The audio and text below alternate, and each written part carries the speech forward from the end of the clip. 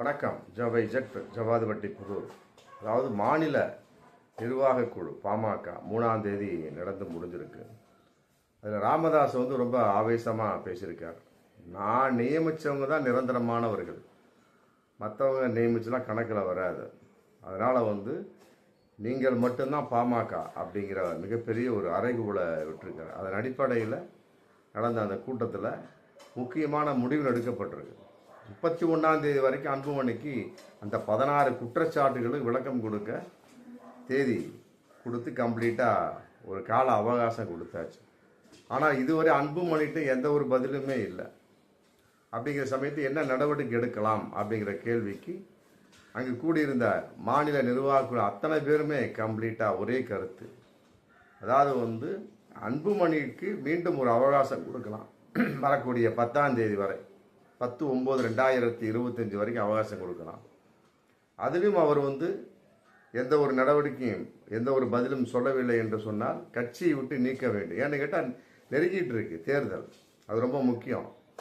ஏன்னா அவருக்கு முன்னால் எத்தனையோ பேர் கட்சியில் சேர்ந்தவங்க இருக்கிறாங்க, ராமதாஸோட சேர்ந்தவங்களாம் இருக்கிறாங்க, இன்னும் இருந்துகிட்டு தான் இருக்கு. அப்படிங்கிறப்ப அவங்க எதிர்பார்ப்பாங்களே இல்லையா, நமக்கு ஒரு சீட்டு கிடைக்காதா அப்படின்னு. அதன் அடிப்படையில் கட்டாயமாக தேர்தல் நெருங்கிட்டு இருக்கு, அதுக்குள்ள முடிவு எடுத்தே ஆகணும்.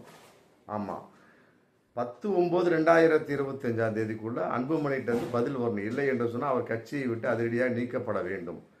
அடுத்து யாரிடம் கூட்டணி சேருவது அப்படிங்கிறது ராமதாஸுக்கு தலைவர் அப்படிங்கிற முறை உங்களுக்கு பொறுப்பு கொடுக்கப்பட்டாச்சு, கொடுத்துட்றோம் இதன் மூலமாக.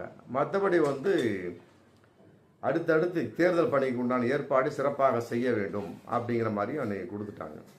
இதன் அடிப்படையில் மிக மோசமான ஒரு சூழலில் பாமக இருந்துகிட்டு இருக்கு. அதன் அடிப்படையில் அங்கேயும் ஒரு கருத்து போயிருக்கு.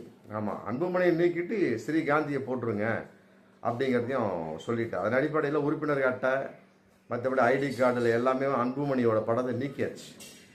ஆமாம், ராமதாஸ் படம் மட்டும்தான் போட்டிருக்கிறாங்க.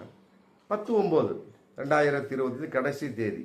அன்புமணிக்கு என்ன சொல்ல போகிறார் அப்படிங்கிறது தெரியல. அதுக்கடையில் சேலத்தில் மற்றபடி சென்னைக்கு வரக்கூடிய இதில் தருமபுரியில் எல்லாமே நிருபர்கள் மடக்கி திருமண விழாவில் கலந்துக்கிறப்ப அன்புமணியை கேட்டிருக்காங்க. 4ஆம் தேதி பார்க்கலாம் அப்படின்னு பதில் சொல்கிறேன்னு சொல்லிட்டு அது சொல்லியிருக்கிறேன். அப்புறம் திரும்ப போகட்டும் வரட்டும் அப்புறம் நம்ம பார்த்துக்கலாம் அப்படிங்கிற மாதிரியும் தகவல் சொல்லியிருக்கிறார். இன்றைக்கி தகவல் எப்படியோ அதிமுகவில் செங்கோட்டையன் எடப்பாடிக்கு 10 நாள் அவகாசம் கொடுத்துருக்கிறாரு. இங்கே ராமதாஸ் அன்புமணிக்கு 10ஆம் தேதி வரைக்கும் அவகாசம் கொடுத்துருக்காரு.